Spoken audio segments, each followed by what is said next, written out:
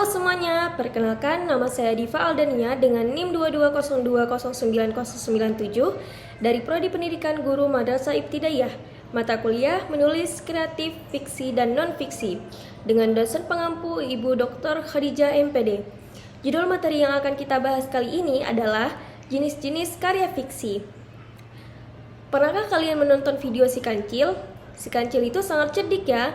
Bisa mengelabui si buaya untuk membantu menyeberang sungai, menolong si sapi yang hendak dimangsa buaya, dan masih banyak lagi cerita tentang kecerdikan si kancil. Nah, ternyata cerita tentang kecerdikan si kancil ataupun cerita yang berisikan tokoh-tokoh tidak nyata dan bersifat imajinatif itu merupakan contoh karya fiksi loh. Lalu, apa ada yang tahu apa itu karya fiksi? Apa saja ciri-ciri, struktur, unsur-unsur, dan contoh dari karya fiksi? Penasaran kan? Yuk, langsung aja simak video ini. Apa itu karya fiksi? Karya fiksi adalah karya hasil imajinasi penulis yang tidak selalu didasarkan pada kejadian nyata, karena sifatnya yang imajinatif. Karya fiksi bisa menghadirkan hal-hal yang tidak mungkin terjadi dalam kehidupan sehari-hari. Karya fiksi, ciri-cirinya meliputi sifat imajinatif, adanya alur cerita, pesan moral, dan karakter buatan. Imajinatif berarti cerita fiksi mengandung unsur khayalan. Adanya alur cerita artinya dalam fiksi terdapat permasalahan, puncak konflik, dan penyelesaiannya. Mengandung pesan moral, maksudnya karya fiksi selalu mengandung ajaran kebaikan yang dapat dipetik oleh pembaca. Dan adanya karakter buatan, artinya tokoh-tokoh dalam karya fiksi bisa saja ada atau tidak ada di dunia nyata. Nah, agar mudah dipahami, karya fiksi biasanya ditulis secara terstruktur. Struktur karya fiksi terdiri atas pendahuluan, konflik, klimaks, dan resolusi. Pendahuluan merupakan bagian awal yang memperkenalkan karakter utama serta latar tempat cerita. Konflik adalah bagian ketika masalah utama muncul dan menjadi pusat perhatian dalam cerita. Klimaks merupakan puncak masalah, di mana para tokoh berusaha menghadapi situasi tersebut. Dan resolusi adalah bagian yang berisi penyelesaian konflik dan perubahan keadaan setelahnya. Nah, adik-adik sekarang sudah tahu ya struktur karya fiksi. Namun, supaya adik-adik lebih paham mengenai struktur karya fiksi, coba perhatikan struktur analisis ini. Struktur karya fiksi berjudul Si Kancil, Sapi, dan Buaya.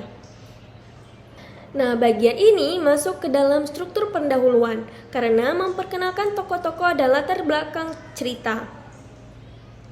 Tokoh-tokoh dalam cerita ini yaitu si kancil, si sapi, dan si buaya.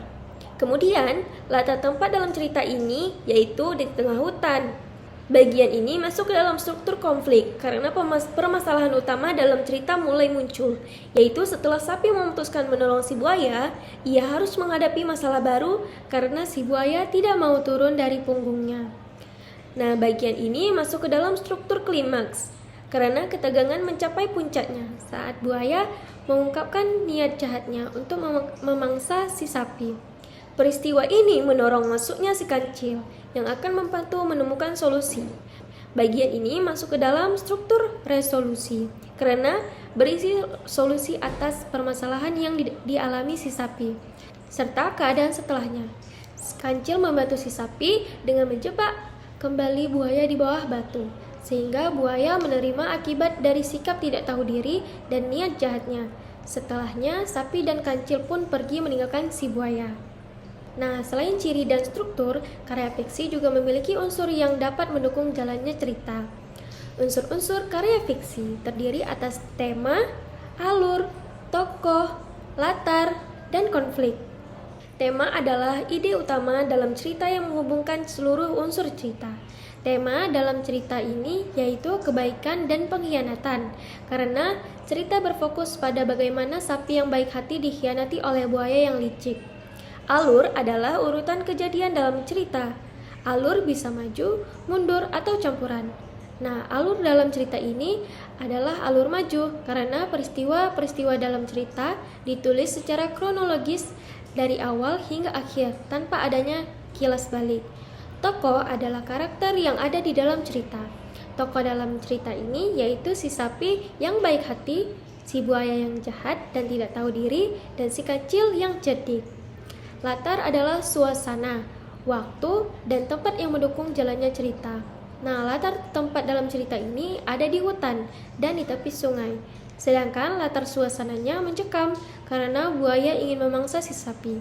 Konflik adalah masalah yang terjadi di dalam cerita. Konflik adalah pertentangan, perselisihan, atau pergulatan antara dua pihak atau lebih yang terjadi akibat perbedaan kepentingan, kebutuhan, nilai, atau tujuan yang tidak cocok. Bisa berupa benturan fisik atau non-fisik, dan seringkali bertujuan untuk mencapai tujuan dengan mengalahkan atau melemahkan pihak lawan.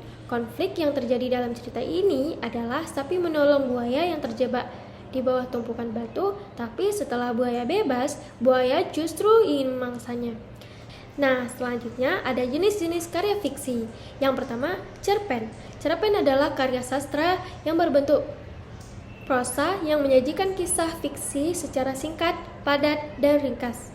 Biasanya berfokus pada satu peristiwa utama atau konflik tunggal dan dapat dibaca dalam sekali duduk. Yang kedua ada novel. Novel adalah karya sastra prosa naratif yang lebih panjang dan kompleks dibandingkan cerpen. Novel memiliki alur cerita yang lebih rumit, banyak tokoh, latar yang luas, dan pengembangan tema yang lebih mendalam. Yang ketiga ada dongeng, cerita fiksi pendek yang bersifat fantastis atau khayalan, seringkali berkaitan dengan hal-hal gaib dan ditujukan untuk hiburan atau menyampaikan ajaran moral, terutama untuk anak-anak. Yang keempat ada puisi, ragam sastra yang bahasanya terikat oleh irama, matra, rima, serta penyusunan lirik dan bait untuk mengungkapkan perasaan atau pemikiran penyair secara indah dan kiasan.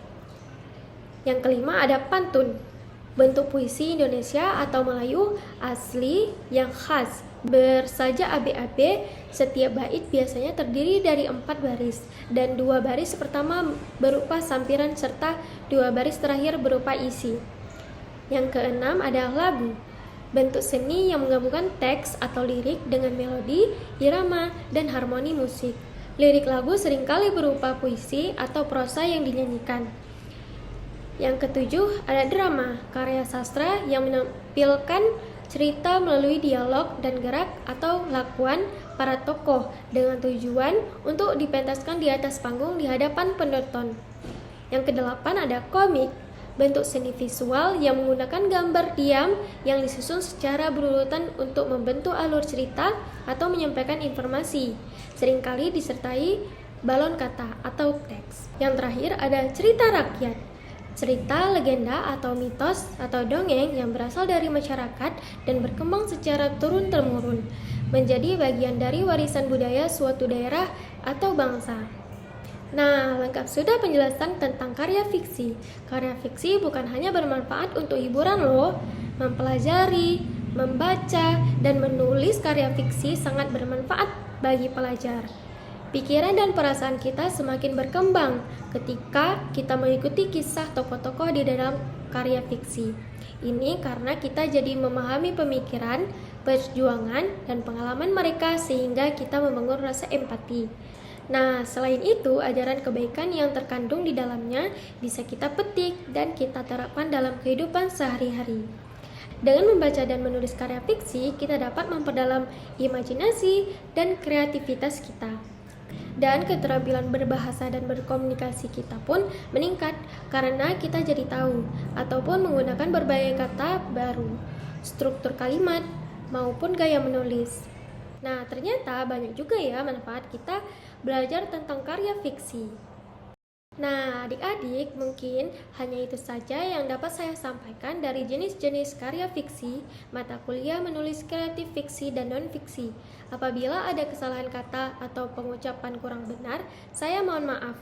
Terima kasih. Assalamualaikum warahmatullahi wabarakatuh.